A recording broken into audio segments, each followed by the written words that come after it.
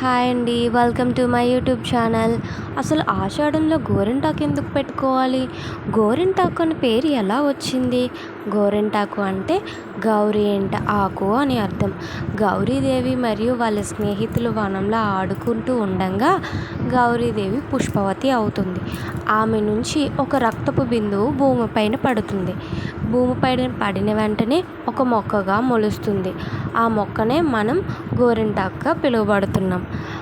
ఆషాఢ మాసంలో గోరింటాకు ఎందుకు పెట్టుకుంటామంటే, ఆషాఢ మాసంలో మనం గౌరీమాతను కొలుస్తాం కాబట్టి ఆమెకు గుర్తుగా మనం గోరింటాకు పెట్టుకుంటాం. అదే కాకుండా ఆషాఢ మాసంలో వర్షాలు వస్తాయి.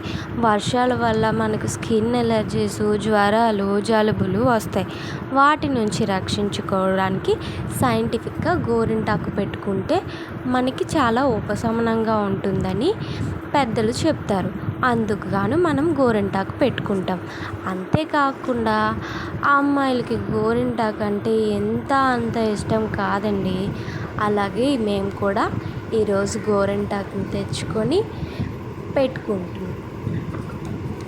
ఎప్పుడు చందమామలో ఏం పెట్టుకుంటామని ఈసారి కొత్తగా డిజైన్లు ట్రై చేసాం.